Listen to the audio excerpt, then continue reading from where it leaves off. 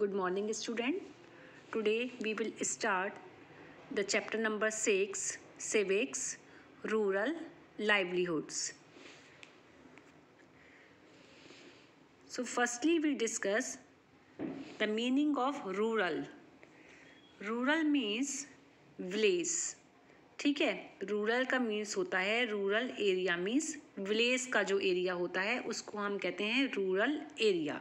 एक होता है अर्बन एरिया और एक होता है rural area. Rural area means village area where the people are engaged in primary industry in the sense that they produce things directly for the first time in cooperation with nature. ठीक है, rural areas में जो people होते हैं वो primary activity में involve होते हैं. उनकी जो प्राइमरी एक्टिविटी होती है वो होती है एग्रीकल्चर. ठीक है, तो यहाँ के जो पीपल होते हैं वो एग्रीकल्चर पर डिपेंडेंट होते हैं. उनका जो मेन ऑक्यूपेशन होता है वो एग्रीकल्चर ही होता है. Now we discuss about occupation. So firstly we discuss what is occupation. The method of livelihood to earn a living is called occupation.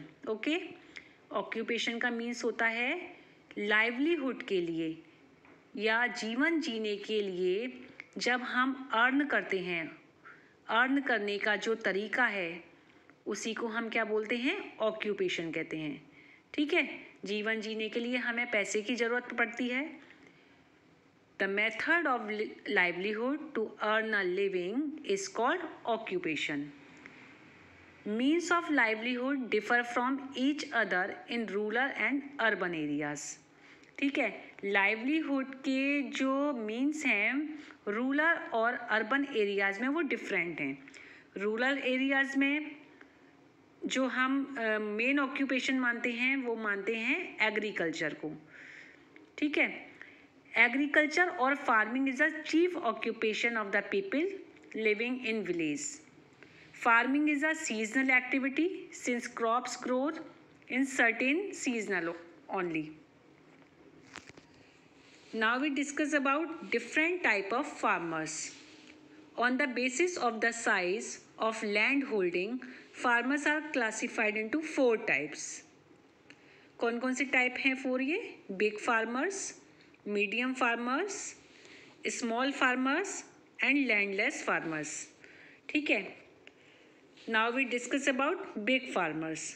Big farmers कौन से फार्मर्स होते हैं? They own big plots of land which are more than 5 hectare in size. ऐसे farmers जिनके पास जो land होती है वो 5 हेक्टेयर से भी ज़्यादा होती है और वो कल्टीवेटर नहीं होते हैं, कल्टीवेटर की तरह काम नहीं करते हैं. ये फार्मर्स जो होते हैं अपनी लैंड को दूसरे फार्मर्स को दे देते हैं कॉन्ट्रैक्ट बेस पर और जो भी प्रोड्यूस होता है उसका शेयर आपस में क्या कर लेते हैं, जो भी प्रोड्यूस होगा उसको आपस में शेयर कर लेंगे. ठीक है, they also employ landless farmer and pay them either in cash or kind. ये क्या क्या चीज़ें यूज़ करते हैं? ये फार्मर्स जो होते हैं all modern and improved agriculture machinery को यूज़ करते हैं. Now we discuss about medium farmer. Medium farmer ऐसे फार्मर होते हैं जिनकी खुद की लैंड होती है और वो जो एरिया होता है लैंड का वो होता है 2 से 5 हेक्टेयर साइज में. ठीक है, they mostly work on their own land and grow crops for their own use. Medium farmers जो होते हैं ये इनकी खुद की लैंड होती है और ये जो क्रॉप्स को ग्रो करते हैं वो ओनली अपने यूज़ के लिए ही ग्रो करते हैं.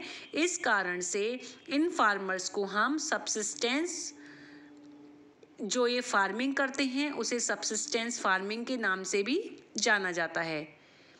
ये फार्मर्स जो होते हैं वो primitive agriculture tools and implements को यूज़ करते हैं. Now we discuss about small farmers.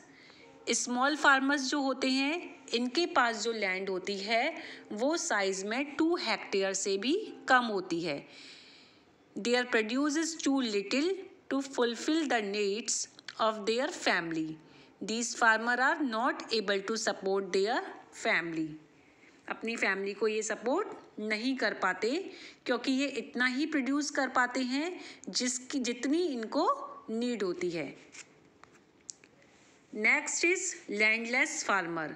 Landless farmer ऐसे फार्मर होते हैं जो कि जिनके पास अपनी खुद की लैंड नहीं होती है। जो बिग फार्मर्स होते हैं उनकी लैंड पर ये क्या करते हैं, उनकी लैंड पर ये वर्क करते हैं, वेजेस और शेयर प्रोड्यूस करते हैं, ठीक है, वेजेस के थ्रू। As they are not able to make both ends meet they migrate to cities to work as labours on daily wages. ये क्या करते हैं, लैंडलेस फार्मर्स जो होते हैं डेली वेजेस पर ये माइग्रेट करते हैं, एक सिटी से दूसरी सिटी पर चले जाते हैं और वहाँ पर जाकर ये वर्क करते हैं। द लास्ट 2 कैटेगरीज जो इसमें बताई गई हैं, स्मॉल फार्मर्स की और लैंडलेस फार्मर की, इनके पास इनफ कैपिटल नहीं होता है।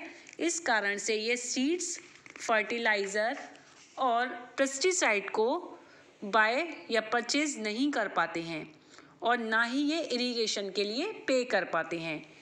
सो they need to borrow money from money lender on high interest, ठीक है। इस कारण से इनको क्या करना पड़ता है, इस कारण से इनको हाई इंटरेस्ट पर मनी लैंडर से मनी को बोरो करना पड़ता है। कभी कभी इनकी क्रॉप्स जो होती है वो क्या हो जाती है, फेल हो जाती है मानसून के कारण, ठीक है। इस कारण से जो इन्होंने मनी को बोरो किया है उसको वो रीपे नहीं कर पाते हैं और इस कारण से इनको अपनी लैंड को भी सेल करना पड़ता है। Now we discuss about occupation types. Occupation को 3 कैटेगरी में डिवाइड किया गया है, primary, secondary and tertiary activity, ठीक है। Primary occupation are those which produce product directly from natural resources. Primary occupation क्या है, प्राइमरी ऑक्यूपेशन वो ऑक्यूपेशन है जिसमें नेचुरल रिसोर्सेज से डायरेक्टली कोई भी प्रोडक्ट प्रोड्यूस होता है, like agriculture, cattle farming, fishing etcetera, ठीक है। Next is secondary. Secondary occupation means conversion of raw materials into articles of utility. मतलब किसी भी प्रोडक्ट को जो रॉ मटेरियल है उसको जब फिनिश गुड्स में कन्वर्ट कर दिया जाता है तो उसको हम बोलते हैं secondary activity. For example raw cotton है, रॉ कॉटन को जब किसी कॉटन टेक्सटाइल में कन्वर्ट कर दिया जाएगा तो वो कहलाएगी secondary activity. Now we discuss tertiary occupation. Tertiary occupation किससे रिलेटेड है, प्रोडक्शन ऑफ सर्विस से रिलेटेड है, ठीक है। जो भी प्रोडक्ट बनकर तैयार हो गया है अब उसको किस तरीके से सर्विस प्रोवाइड करानी है, टर्शरी एक्टिविटी इससे रिलेटेड है, ठीक है, like airways, railways, postal service etcetera. Now we discuss about urban livelihood. Urban livelihood means शहर का जो रहन सहन है उसके बारे में हम इसमें बात करेंगे। अभी हमने रूरल लाइवलीहुड के बारे में पढ़ा था। Now we discuss urban livelihood. Unlike the rural areas, people in urban areas are primarily engage in secondary and tertiary occupation. Urban areas में जो पीपल होते हैं वो किस में एंगेज होते हैं, वो सेकेंडरी और टर्शरी ऑक्यूपेशन में एंगेज होते हैं। हमने रूरल के बारे में पढ़ा था। रूरल लाइवलीहुड में जो पर्सन होते हैं या जो पीपल होते हैं वो एंगेज होते हैं एग्रीकल्चर एक्टिविटी में, जिसको हम बोलते हैं प्राइमरी ऑक्यूपेशन में, ठीक है। लेकिन अर्बन लाइवलीहुड में जो पीपल होते हैं वो एंगेज होते हैं सेकेंडरी और टर्शरी ऑक्यूपेशन में। Some of the areas of occupation is urban areas are administrative jobs, banking, health education and construction activity etc. Urban areas जो है मोर अपॉर्चुनिटी इनकम की ऑफर करता है, ठीक है। अर्बन एरियाज़ में अगर हम जाना चाहें तो हमें इनकम के लिए काफ़ी अपॉर्चुनिटी मिल सकती हैं, काफ़ी जॉब्स हमें मिल सकती हैं। इस कारण से जो रूरल एरियाज़ के पर्सन हैं वो माइग्रेट होते हैं अर्बन एरियाज़ की तरफ, किसके लिए? सर्च ऑफ जॉब्स, ठीक है, जॉब्स को ढूंढने के लिए। कॉजेज़ ऑफ माइग्रेशन, जो माइग्रेशन का कॉज है मीन्स जब पर्सन जो होते हैं वो विलेजेस को छोड़कर सिटी की तरफ जाते हैं तो उसका क्या कारण है, क्यों माइग्रेट करते हैं वो गांव से शहरों की तरफ?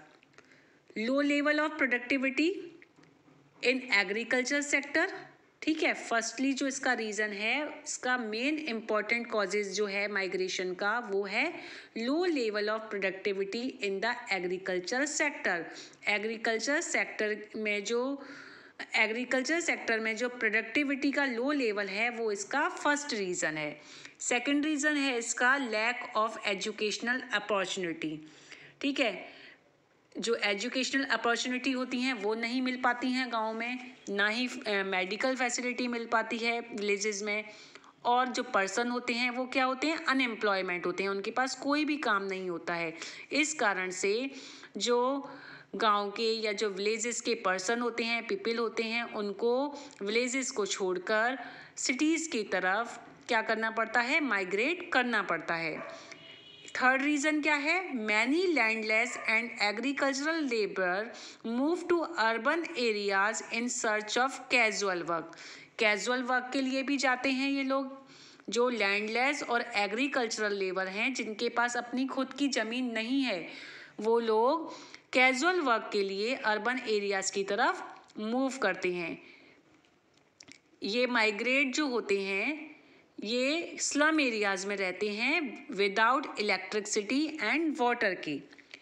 When a person is unable to find a job he is referred to as unemployed. ऐसा पर्सन जिसके पास कोई जॉब नहीं होती है, ऐसे पर्सन को अनएम्प्लॉयड बोला जाता है।